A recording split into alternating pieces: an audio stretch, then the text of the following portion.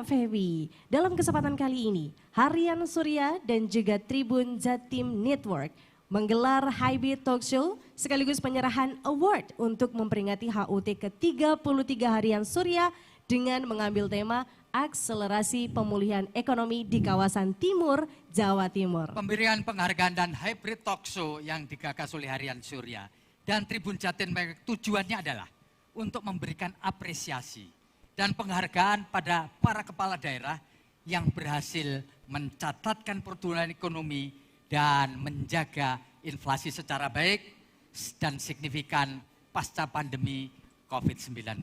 Betul sekali, dan juga tak terasa Harian Surya telah berusia 33 tahun, tepat pada tanggal 10 November 2022. Boleh tepuk tangan loh Pak, boleh tepuk tangan silakan. Momentum ini menjadi bukti bahwa Harian Surya dapat beradaptasi di era transisi media dari cetak ke digital. Betul ya Pak Feby ya? Betul. Dan puncak acara pada hari ini diharapkan mampu menjadi wadah diskusi dan juga transfer informasi yang bermanfaat bagi kita semua. Iya, dan selanjutnya kita akan dengarkan bersama ini sambutan atau pidato dari Bapak Menteri Pemberdayaan Aparatur Negara dan Reformasi Birokrasi Bapak Aswar Anas yang hadir secara virtual. Panitia, apakah sudah bisa tersambung dengan Pak Anas? Assalamualaikum Pak Anas. Halo Pak. Ya, halo. Iya, terima kasih Pak. Monggo kami persilahkan memberikan sambutan Pak Anas kepada kita semua. Kita siap mendengarkan. Dipersilahkan Bapak. Baik, terima kasih. Suara kami bisa didengar dengan baik? Mantap Bapak, jelas. Baik, terima kasih. Mohon maaf ini karena saya mau naik pesawat, jadi saya minta duluan. Pertama, Assalamualaikum warahmatullahi wabarakatuh. Waalaikumsalam. Selamat sore, salam sejahtera buat kita semua. Swastiastu, Namo Buddhaya, salam kebajikan. Yang kami hormati Pak Menko, Ibu Menteri, atau yang mewakili, Ibu Gubernur, atau yang mewakili para bupati hebat yang saya lihat di depan saya ini, Ibu Bupati Banyuwangi, Bupati Jember, Situbondo, Bondowoso, maupun yang Lumajang yang mengikuti secara virtual, dan seluruh teman-teman rektor dari UNED dan dari yang lain-lain yang hadir, dan tokoh-tokoh masyarakat, Ketua MUI, dan teman-teman aktivis yang hadir. Saya ingin sekali hadir sebenarnya di tempat ini, namun masih ada serangkaian G20 di Bali. Saya tadi ke Jakarta karena dipanggil Pak Wapres, saya kembali lagi ke Bali karena malam ini harus mewakili Pak Menko Marves untuk memberikan sambutan di awarding di BUMN dan juga kementerian lembaga di Bali masih terkait side event dari G20. Yang saya hormati hadir juga CEO Tribun Network Pak Dahlan Dahi. Saya kira tepuk tangan buat beliau. Ya. Saya lihat ini profilnya luar biasa. Beliau mampu membawa Tribun menjadi salah satu media online terbesar dengan jaringan ke seluruh Indonesia.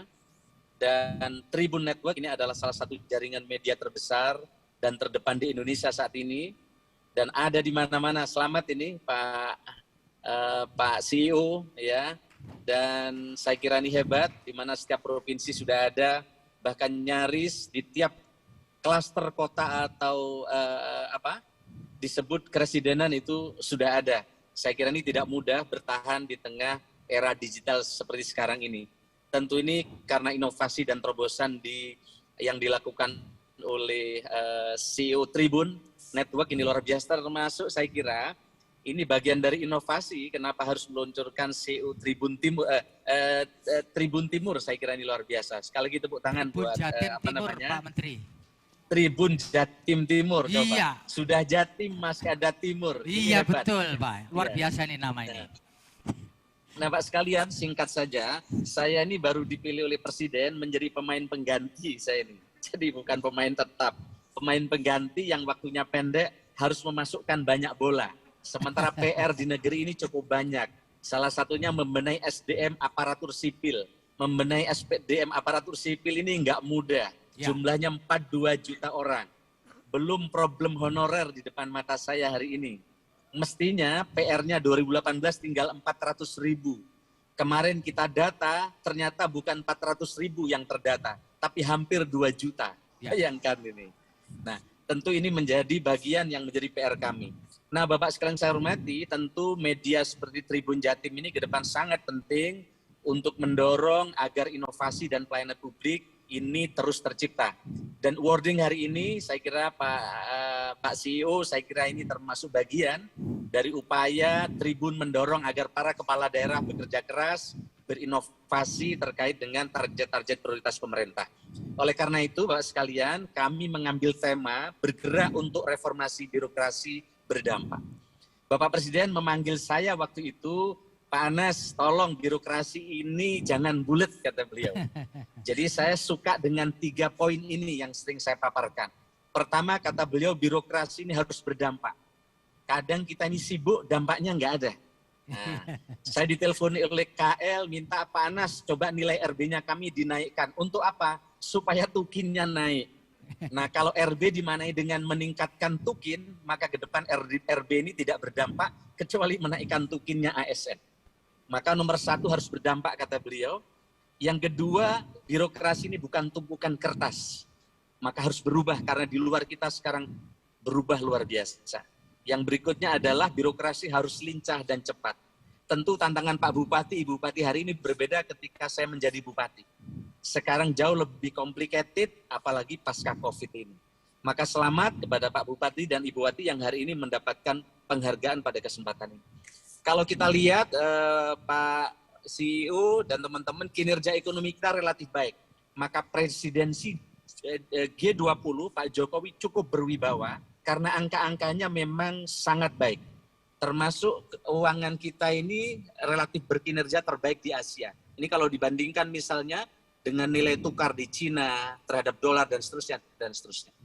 Begitu juga probabilitas terhadap terjadinya resesi. Indonesia posisinya sangat baik, yaitu di angka probabilitas terjadinya daya tahan Asia terhadap resesi ini Indonesia sangat kecil. Ini kita lihat Hong Kong 20% potensinya dan Indonesia hanya 3%. Jepang 25%, Korea Selatan sama.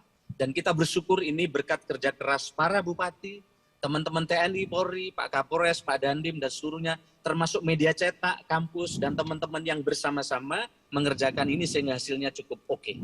Begitu juga jika inflasi kita lihat di berbagai negara di dunia, kita relatif oke. Dan ini tentu harus kita jaga dari waktu ke waktu. Dan ekonomi Jawa Timur triwulan 3 2022 ini angkanya juga relatif bagus. Tentu ke depan perlu terus kita jaga dan mudah-mudahan hasilnya dari waktu-waktu semakin baik. Indonesia diprediksi, next juga saya lihat laju pertumbuhan ekonomi Jawa Timur kalau kita lihat juga oke. Nah kita lihat ini. Nah Bapak sekalian, Indonesia 2050 diprediksi akan masuk 4 besar ekonomi dunia. Tentu SDM kita mesti kita siapin. Siapa di 2050 anak-anak PAUD sekarang ini? Maka anak-anak PAUD perlu kita dapat perhatian Pak Bupati dan semuanya dan teman-teman media. Mereka ke depan akan menjadi tulang punggung persaingan di 2050. Maka gizi mereka mesti kita jaga. Kalau dulu survei orang nomor 1 masih beli rokok. Belikan susu anak itu nomor sekian. Dan sekarang nomor 1 bukan lagi rokok, sebagian orang nomor 1 beli pulsa. Enggak makan, enggak apa-apa, yang penting punya pulsa. Nah ke depan harus kita geser supaya mereka punya perhatian terhadap gizi anak. Maka kami terima kasih kepada lembaga-lembaga agama, lembaga-lembaga swasta yang menyiapkan PAUD mereka untuk menyiapkan anak-anak di masa yang akan datang. Dan hari ini kita reformasi birokrasi punya tantangan berat. Ada dilema-dilema besar. Di satu sisi kita diminta bersaing secara berkelas dunia. Birokrasi yang punya kemampuan, punya keterampilan, dan bisa bersaing secara teknologi. Tapi di sisi lain ada jutaan honorer di depan mata kita. Honorer sebagian sangat bagus. Karena tanpa honorer mereka beberapa pelayanan akan terkunci alias tidak bisa jalan. Tapi tidak sedikit juga honorer ini hasilnya ASDP. Anak, saudara, dan ponakan. Alias kualitasnya kurang oke. Inilah tantangan kita yang mesti kita beresin. Padahal transformasi ke depan harus jalan. Saya langsung lompat saja, teman-teman, kita fokus di RB kita ke depan ini di RB tematik. Nah, RB tematik ini penting kami jelaskan karena reformasi birokrasi sekarang sangat luas. Maka ke depan Pak Bupati, Pak Kapolres, Pak Kapolda, tadi saya sampaikan kemarin ketemu teman-teman di Polri juga, ke depan RB-nya akan bagus kalau 4 indikator ini jalan, termasuk yang hari ini diberikan awarding. Pertama, RB tematik kemiskinan. Kalau tata kelola kemiskinannya bagus, kemudian targetnya bagus, ke depan RB-nya akan bagus. Karena Pak CEO sekarang ini ada anggaran kemiskinan 500 triliun, tapi hanya mampu menurunkan 0,6% angka kemiskinan kita. Karena tidak inline dengan target prioritas. Yang kedua, RB investasi. Kalau investasinya banyak, nah ini kita lihat. Jadi hanya 0,6% menurunkan angka kemiskinan. Karena banyak program di KL tidak inline dengan program prioritas Presiden, dia sibuk di anggaran program rutin dan juga kegiatan, maka dia sibuk menghabiskan anggaran, tapi targetnya, dampaknya nggak ada. Programnya menuntaskan kemiskinan, tapi kegiatannya studi banding kemiskinan, seminar kemiskinan. Akhirnya anggarannya banyak habis di sana, maka kemiskinannya nggak berkurang. Ke depan KLPD yang seperti ini, RB-nya akan rendah. Begitu yang berikutnya adalah RB peningkatan investasi. Forpimda yang mendorong investasi tumbuh, izin-izin mudah, kemudian pelayanannya bagus, kemudian lapangan pekerjaan tercipta akan terukur ini. Dan ke depan RB-nya akan bagus. Saya kira ini Mas, terima kasih, selamat. Dan saya mohon maaf karena tidak bisa hadir di tempat ini. Saya sebenarnya pengen pulang sekaligus ketemu Ibu Bupati di Banyuwangi. Tapi karena persimpangan jadi tidak sempat hadir di Banyuwangi. Saya kira ini, terima kasih, mohon maaf, selamat sore, kurang lebihnya sekali lagi selamat, Santi, Wallahul muwaffiq ila aqwamit thoriq. Assalamualaikum warahmatullahi wabarakatuh.